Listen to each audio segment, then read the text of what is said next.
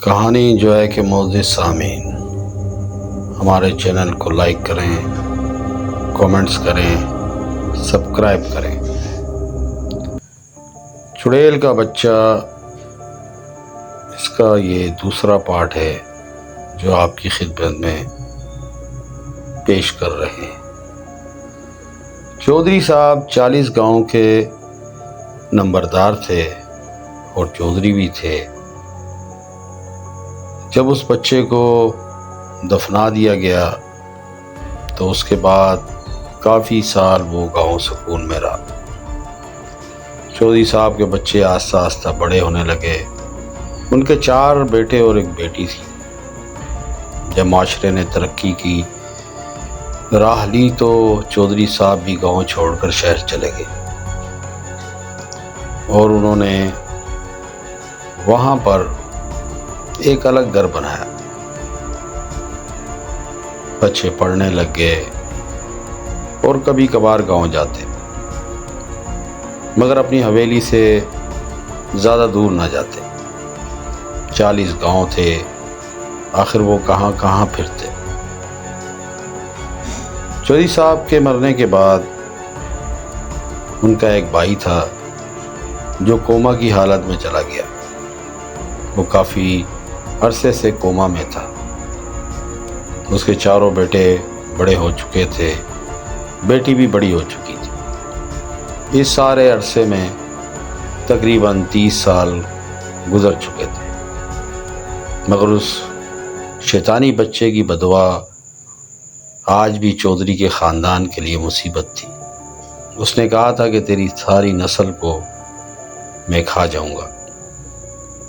اس کی بڑی بیٹی کو اکثر خواب آتے اور اسے بار بار گاؤں کی طرف کھینچتے۔ وہ اپنے کسی بھائی کو اپنے خوابوں کے بارے میں نہیں بتاتی۔ اس میں وہ پرانا خوفناک مندر بھی اسے نظر آتا۔ اس مندر کے اندر ہی اس بچے کا سر تھا۔ ایک دن اس نے اپنے بھائیوں سے یہ خواہش ظاہر کی کہ کیوں نہ ہم اس دفعہ چھٹیوں کے لیے گاؤں چلتے ہیں اور گاؤں میں اس حویلی میں رہتے ہیں جو ہمارے پرکھوں کی حویلی ہے۔ آخر کار سب نے طے کیا اور سفر کا ارادہ کر کے گاؤں پہنچ گئے۔ شروع میں سب کچھ ٹھیک ٹھاک تھا۔ وہ کھیتوں میں جاتے، ٹیوب ویل پہ بیٹھتے، انجوائے کرتے، کھاتے پیتے۔ امیر گھرانہ تھا۔ ایک دن پتہ نہیں چودھری صاحب کی بیٹی کو کیا سوجا کہ وہ پرانے مندر کی طرف چل پڑی۔ دن کا ٹائم تھا تو اسے مندر کافی خوفناک لگا۔ ابھی وہ مندر کو دیکھ ہی رہی تھی کہ اس کے پاس ایک بڑھیا آ کے رکی۔ وہ کافی ضعیف تھی اور شکل سے بھی کافی بدصورت سی لگ رہی تھی۔ اس نے کہا آخر تم آ ہی گئی۔ تو چودھری صاحب کی بیٹی بڑی حیران ہوئی کہ اس نے یہ لفظ اسے کیوں کہا۔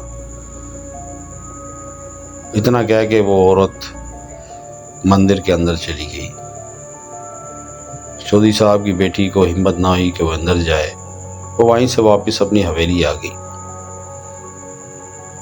آہستہ آہستہ رات ہونے لگی اور جیسے ہی رات کا آخری پہر شروع ہوا تو چودھری صاحب کی بیٹی کو ایسا لگا جیسے کوئی اسے بلا رہا ہے۔ وہ نہ چاہتے ہوئے بھی خوفناک مندر کی طرف چل پڑی۔ وہاں پہنچ کر اسے کچھ معلوم نہیں کہ اس کا دماغ جسم اس کے قابو میں ہی نہیں رہا اور وہ کرنے لگی جو گاؤں والوں نے کبھی سوچا بھی نہیں تھا۔ اس نے اس بچے کی اس قبر کو کھود ڈالا جس میں وہ سر موجود تھا۔ ایک بھیانک سر جو تن سے جدا تھا اور ایسے تھا جیسے ابھی ہی دفنایا ہو۔ چودھری صاحب کی بیٹی نے اسے ایک تھیلے میں ڈالا اور اپنے ساتھ چھپا کر اپنے کمرے میں لے آئی۔ اب یہ سلسلہ کافی خوفناک تھا، کیونکہ اگر یہ سر اس دڑ سے مل جاتا تو وہ شیطانی مخلوق دوبارہ زندہ ہو سکتی تھی۔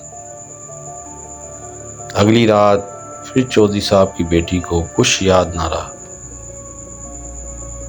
اس نے وہ تھیلا اٹھایا اور اس عمارت کی طرف چل پڑی جو چاروں طرف سے بند تھی، مگر مستریوں نے بناتے ہوئے اس میں ایک ایسا خفیہ راستہ رکھا تھا جو گاؤں میں کسی کو بھی معلوم نہ تھا۔ چودھری کی بیٹی کو وہ راستہ خواب میں دکھا دیا گیا تھا۔ اس عمارت کے پاس پہنچتے ہی وہ اس عمارت میں داخل ہو گئی اور وہاں ایک پرانے تابوت کا ڈھکن اس نے کھول دیا۔ اس میں اس بچے کا دڑ تھا۔